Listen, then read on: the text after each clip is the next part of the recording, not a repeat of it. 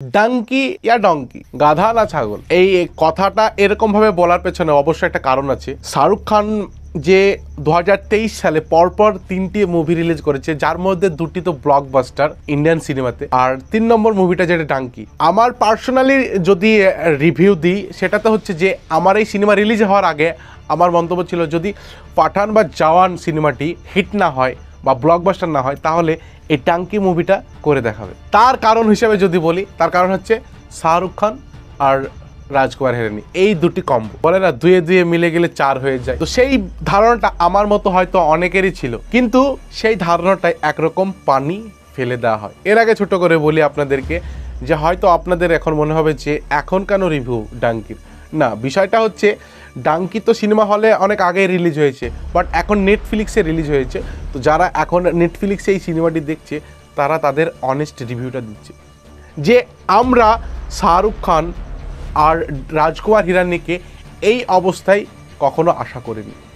যে ডাঙ্কি সিনেমাটা একটা কমার্শিয়াল ফিল্ম হলেও সেখানে রাজু হিরানির মতো একজন ডিরেক্টর, সেখানে তার ডিরেকশনের মাধ্যমে সিনেমাটিকে নর্মাল থেকে মশালাদার বানায়, কিন্তু এখানে সেটা দেখা যায়নি। অবশ্যই শাহরুখ খান, বোমন ইরানি, বিকি কৌশল, তাপসী পান্নু অসাধারণ পারফরমেন্স দিয়েছে, কিন্তু কখনোই এই সিনেমাটা দেখে মনে হয়নি যে এটা রাজকুমার হিরানির ফিল্ম বা শাহরুখ খানের ফিল্ম। শাহরুখ খানকে এর আগে আমরা এরকম নর্মালি অভিনয় করতে দেখেছি, বাট রাজকুমার হিরানি যে পিকে, সঞ্জু, 3 ইডিয়টস, মুন্না ভাই এমবিবিএস এর মতো ব্লকবাস্টার মুভি দিয়েছে, সেই রাজকুমার হিরানি বর্তমান সময়ে এসে কেন এটা করলেন? আমার তো মনে হয় যে শাহরুখ খান মুন্না ভাই এমবিবিএস আর 3 ইডিয়টস মুভি করেনি, তার জন্য নাকি বদলা নিলেন। এটা তো মানে মন গড়া আমি কথা বলে দিলাম, কিন্তু এটা কোনো দিক থেকেই মনে হয়নি যে রাজকুমার হিরানির ফিল্ম দেখ। যে 400 কোটি 450 কোটি কামিয়ে নিয়েছে, সেটা হয়তো শাহরুখ খানের ফ্যান বেসের কারণে কামিয়ে নিয়েছে, বাট এটা কোনো দিক থেকেই ফ্যানরা একসেপ্ট করতে পারছে না যে এটা রাজকুমার হিরানি উইথ শাহরুখ খানের মুভি। যে রাজকুমার হিরানি একজন এত বড় ডাইরেক্টর, যাকে ইন্ডিয়ান জেমস ক্যামেরন বলা হয়, সেই ব্যক্তির মুভি এটা কি করে হয়? এই নিয়ে নানান প্রশ্ন ফ্যান্সদের।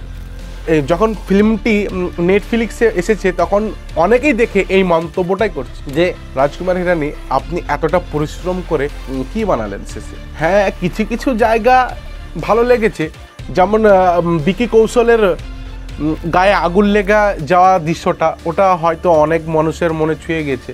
এই বিষয়টুকু হয়তো অনেকের কাছে খুব ভালো লেগেছে, কিন্তু এছাড়া লজিক সিনেমার মধ্যে ততটা হয়নি।